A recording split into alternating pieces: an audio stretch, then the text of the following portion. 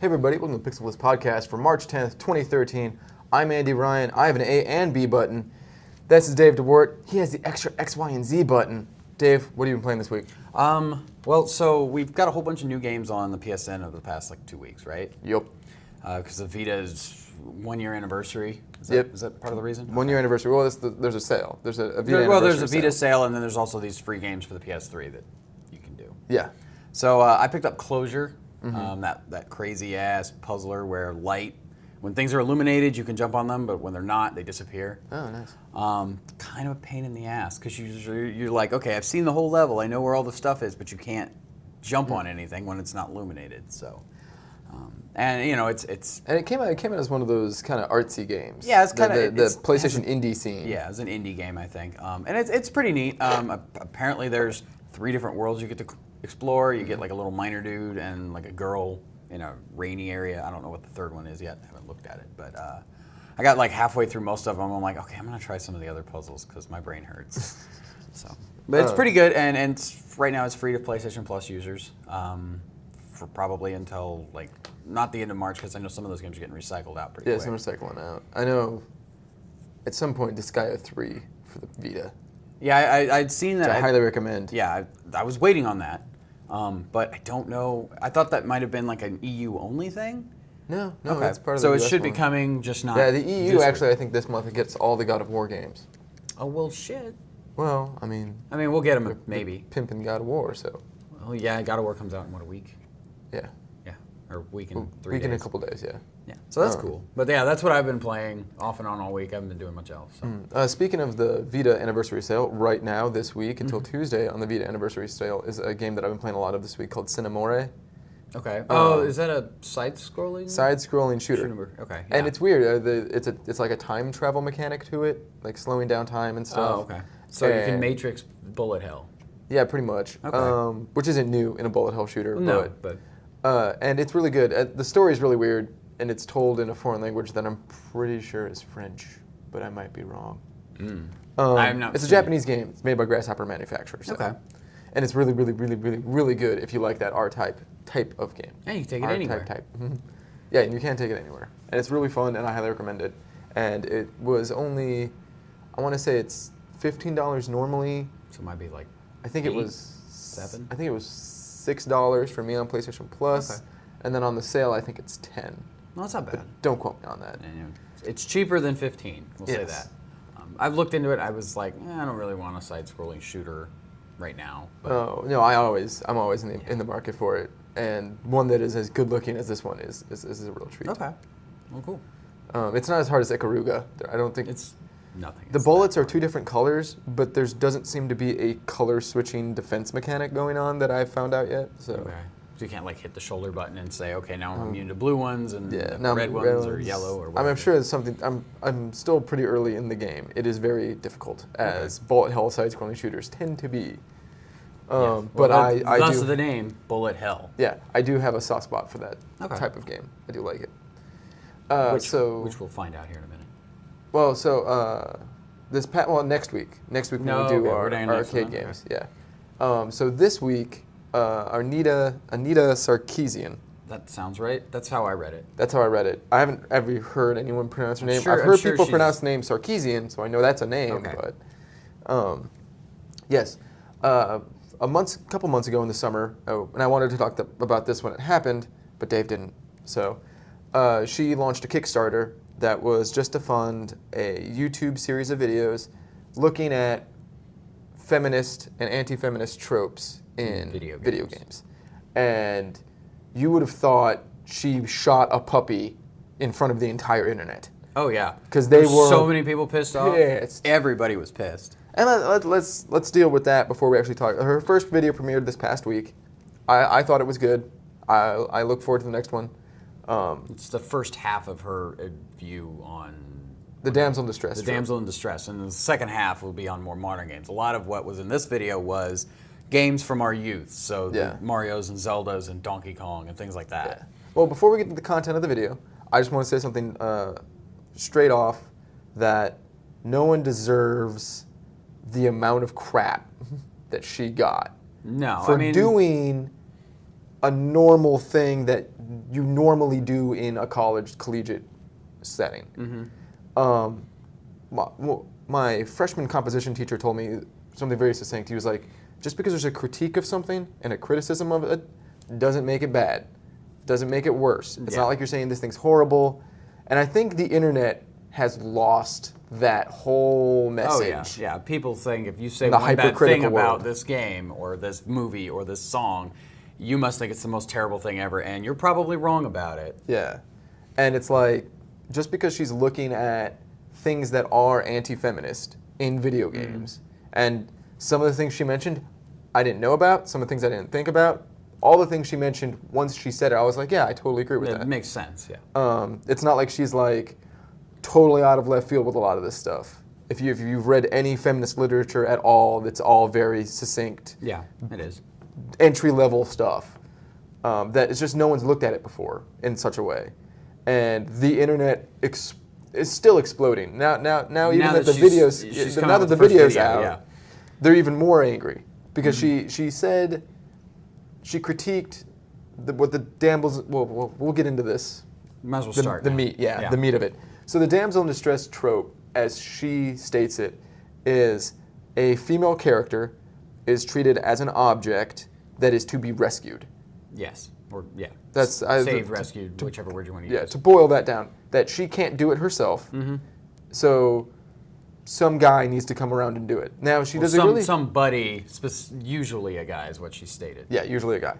Now, she did a really good job, I thought, of showing that this damsel in distress trope comes from a place way before video games. Oh yeah, she talked about Perseus. Video games aren't the only thing that do this. This isn't when this started. This started back in the day, like super long ago, and then there have been examples of it throughout the centuries. Yeah, and video games caught on it. Yeah. As we're wont to do with a lot of things in video games. I've always said they're a reflection of society. You know, they're just like any other art form. So just like the fact that James Bond is sexist. Yeah. A little bit. Video games would also have sexist aspects. You know, not all films are sexist because James Bond is sexist. Not all video games are sexist because there are sexist parts to them. And she also did a really good job, I thought, of saying just because this trope is in the game doesn't make the game bad or have any less value. Yeah. It's just there. And I think that's what the internet is missing. Like, we're just looking at aspects of the game with a different magnifying glass. Yeah, you're not looking at it from an objective, is this a good or a bad game? You're looking at it, is this section of the game, like, is this socially acceptable for it to be here? Or is this meant to be here in this way? Yeah, or did it just come across this way? Yeah, I would say that. I wouldn't say socially acceptable or not socially acceptable. Yeah. Because that's feminism. The internet, in air quotes, the angry people on the internet have this view of feminism that is not what feminism is. Yeah. That they think, they want women to take over the world, they want, men to be subservient, and that is the dumbest way to look at anything. It's like, well, right now, men rule the world. The internet takes things to the extreme. Yeah. Men rule the world, and women are sort of subservient. So the other way would be the other way around. Like, no. Like, feminism is just about looking at things, trying to get to equality between the genders by looking at things from a female perspective. Yes. Which is not always easy to do. Especially not for us. No, especially not for white, middle-class And we have guys. wives. We can ask them what they think, but, that's as close as we can get. I don't remember if it was on the comment section on Kotaku or the comment section on Joystick, but one guy said that a woman cannot be sexist against a man. She can be, wait for it, before you rage quit, she can be hateful, she can be prejudiced, she can be all these things, but sexism is a society-wide thing. It's kind of like you can say racist things, but to say that you are racism is untrue. Racism? No, you can't be an idea, but you can be a racist. Yes. Okay. And the difference is like, the idea of reverse racism, and we're getting off on a tangent. Yeah, we are, but it's kind of relevant. I'll try to bring it back to sexism and not racism. So the idea of sexism is women for a very long period were subservient and kept down to the other gender. They were, yes. So to be sexist against a man is almost impossible. because sexism is a endemic or a systemic, not endemic, systemic pushing down of the female gender. Yes. And this guy got totally flamed. And as someone who has taken a feminist course, I was like, yeah, that's actually how these prejudices work. You can't, the prejudiced person you can't just flip the script on them, because even if the woman is sexist against the man, society is still sexist against the woman. The man still has opportunities that the woman doesn't have. And the other thing is, and Anita Sarkeesian brought this up in the video, and people are raving about it. The idea that a woman, because she is a woman, is somehow weaker or less able than a man is wholly untrue. We've both met women in our lives that could beat our ass physically. Yeah, with one arm. Yeah. And one leg. The idea that women are the weaker sex and they need to be taken care of is untrue. I mean, just like there are puny guys that can't do half the stuff that a woman of the same age range could do. So I mean, it's just that stuff's been around forever, and that idea's been around forever. It doesn't mean it needs to stay around. No, that's true, and that's the point of feminism, is trying to get out of that. Yeah. I mean, if anything, women have a higher tolerance for pain. They have to. We obviously don't give birth. Might feel like it sometimes, but no. After taco night. But yeah, how were those 6 tacos last week? I was fine. I wasn't like that all the time. I wasn't. That's your fault. Anywho, that's an overshare. So the damsel in distress trope, as she states it, is that this woman treated as an object needs to be saved by a man, and that objectification of women needs to be addressed, but is not inherently bad. Yes. The good example she brought up was from the oldest annals of video games: is Princess Peach versus Princess Zelda. Yes. Princess Peach doesn't do anything except get captured. Well, but she doesn't even do that. She's not the one capturing herself. Well, no, but everything happens to her. She has very little power of her own. And any will of her own. Yeah, and when she was talking about it, I thought about it. Remember the first time we played Mario Wii over at my house, and I was like, why can't you be Zelda? Because why can't you be Mario? Peach. Peach. Because in Mario 2, you could be Peach. I got two mushroom guys. She went over that too, and like in Mario 2, that was kind of just a happy accident because that was supposed to be a different game in Japan, and they're like, okay, well, let's throw. We got a Peach sprite. Let's throw Princess and Toad in here to be characters 3 and 4. Yeah. So in Mario Wii U, they walked that back because they still want Princess Peach to be the captured object. And and then that's the the reason for going on this adventure. Because if everything was hunky dory, there'd be no game. Yeah. Well, I mean, and that's the other thing. That's the problem. She made a really good point about it being like Peach is like a ball. Yeah, and then Bowser and Mario were just fighting over the ball. Who has possession of the ball? Yeah. And I thought about it. If you think about it critically, Princess Peach getting kidnapped does not make it a Mario game. No. It could be, it could be a king. It could be definitely it could be a castle. You wouldn't even know the difference. Or like a treasure, because that's what that's what they're treating Princess Peach as. Yeah, she's not as a necessary object. to the narrative. Yeah, she's not necessary to the narrative. She could be a ball. She could be a box of treasure. She could be a castle, or could be anything. And that's not good. No, and when we live in a world where women make up a sizable portion of the game playing audience, when you talk about playing all games. Social games, cell phone games, match threes, all that stuff. The reason console gaming is dying out a little bit is because we're not addressing that market. Yeah, that market is not getting the attention it deserves. And I'm not talking about Princess Peach's Adventure on the DS. I've seen a lot of comments about that game. I played that game. It wasn't great. It wasn't up to par of a normal Mario game. And it was just Princess Peach Super Girly Edition. It's like saying a G.I. Joe and a Barbie are somehow equal. Like they have the same number of articulating points. At least the initial ones did. Really? Yeah. I thought G.I. Joe had elbows. Barbie doesn't have elbows. Barbie has elbows. Oh. Well, maybe not the 1950s Barbie, but the ones in the 60s had elbows. Yeah. So I mean, if we made New Super Mario Brothers Wii U 2 and Princess Peach was one of the selectable characters, I think that would be great. That would have been great. I really encourage Nintendo to do that. And instead of having to save Princess Peach, you have to kick Baby Bowser out of his Big Daddy's chair or something. Or which oddly enough, Baby Bowser is technically Bowser and Peach's kid, which is a really very weird. There's a very weird storyline in that game. But anyway. Yeah, anywho. So things like giving her separate game isn't what we're talking about. No. We're talking about we want her to be part of our games. We want her to be part of our games. And that was where Zelda came in. Yes. Because Zelda, in the beginning, in Zelda 1, Zelda 2, she doesn't do a lot. She was captured in one, and then she was like put to sleep comatose in the in second one, yeah. And we'll get into that in another video, but technically the one that's comatose in 2 is the one that was captured's great ancestor. Yeah, you've got your whole thing. Yeah, anyway. So, but in Zelda 3, even though it's not 3, Link to the Past, Zelda helps out. Marginally, and then she's captured again. And in Ocarina of Time, she helps out. Then she's captured. Yeah. In Wind Waker, she helps out. Then she's captured. And then she's rescued, and then she's captured again. Even in Twilight Princess, she helps out a lot, even while she's captured. Yeah. So even though she's still this damsel in distress trope, there's this other aspect to her. The helpful damsel or something like that. Yeah, that's what she called it. And even in Spirit Tracks, where it's Ghost Zelda, she's helping you more of the time than anything else. Yeah.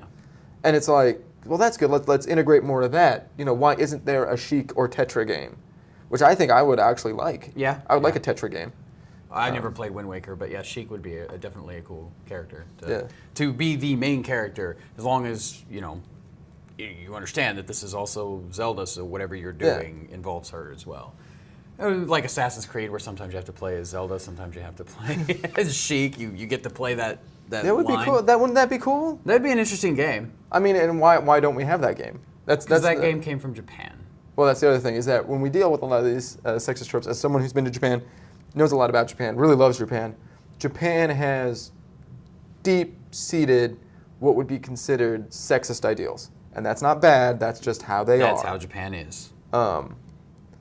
And because of that, because we get a lot of our old games from Japan, and that was the base ground of what we consider the modern gaming console generation, we've kind of brought this forth, and that's not really something we need to bring forth. I'm not saying we don't need to go rescue the princess. There's still a place for that. There's still a place for the damsel in distress in modern games. Yes. But there should also be a place for... The dude in distress? Yeah, the dude in distress. I mean, like a good example is Cheryl in Metal Gear. Meryl. Meryl in Metal Gear. She's very helpful. But still, at times, there's a Psycho Mantis fight, and then literally, like 15 minutes later, she gets shot in the shin by a sniper bullet, and you have to rescue her. Yeah. Whereas in 4, jumping forward a couple of years, Meryl's very helpful. Yeah. She's basically your backup for a lot of levels, and it's really cool. And we need to kind of keep pushing this forward. Maybe Meryl deserves her own game. That would be cool. Seriously. Yeah. Maybe that'll be Metal Gear 5. Probably not. No, it won't be. But what we're talking about is letting more people into the party. And what this criticism is talking about is identifying the parts of the party that are turning women away. And this damsel in distress is one of them. Just yesterday it came to my attention that this guy was playing Donkey Kong with his daughter, her little daughter, and the daughter said, "Why can't I be Pauline rescuing Mario?" And the guy was like, "Well, it's not made that way." And she was like, "Oh, she's upset." So he went in and hacked the ROM and made it so Pauline rescues Mario. Like, well, let's do stuff like that. Let's bring, because, when my wife plays Smash Brothers, she plays as Daisy because Daisy looks like her, sort of. Yeah. I gotcha. It would be hard to get my wife interested in Mario Brothers Wii if right off the bat they're saying the only female character in this game is so weak she gets captured immediately and can't play the game. Yeah. So let's stop. We just want to be inclusive, and the two ways we go about that is, one, we change our attitudes, about what we want, identify that it's a damsel in distress thing. That doesn't make it bad. Yeah. Just because James Bond rescues the women all the time and goes to bed with them, doesn't make it bad. Let's understand that that's what that is. Yes. That is sexist, and it is. It is. Just because we rescue Peach all the time, let's understand that that's sexist. Let's get that out there. Let's work both around it and recognize it. Because you can still have old throwback games. We talk about it with JRPGs all the time. Old mechanics that are clearly broken and not optimal, but we like them because they're nostalgic. Yes. So let's change our our opinions, and let's change where we're going as an industry and where we're going as a fan base. So like the first thing is when someone spouts off their mouth with hateful crap on the internet, feel free. We've said it before. Feel free to call them on it. Oh yeah. Because obviously they're not smart enough or brave enough to do that in real life, and they think they can do it when it's anonymous. That's not cool. It's not cool to hate on anybody, so don't do it. Unless it's Nintendo. No, that's not No, cool. we can't hate on it. So let's change our attitudes, and then through that, we can change the attitudes of the industry. Yes. We can get better games, and we can get games that more people will be excited about. Like, I don't mind playing a game as a female protagonist if it's a good game. Yeah, if it's a good game, there's no problem with it. Like the Assassin's Creed Lib, like AC I Lib actually is- really like that. Even though Outside there's of its jankiness in but, the mechanics, it's a pretty decent game overall. but I'm And they not did sitting there really like, good. oh, I would love this game if I was a guy. No, I mean, it doesn't work if you're a guy because it centers around the whole having three different Personalities. personas to take care of and things like that. And in those games, those kinds of games with the strong female leads are really good. Yeah. They're not, most of the time they're really good. I'm not looking at you, Lollipop Chainsaw. But let's understand that Lollipop Chainsaw exists, that it has its place. It does have its place. But let's also counterbalance that somehow. Yeah. So that's it. We'll see you next week, and don't forget to spay and neuter your Pokemon.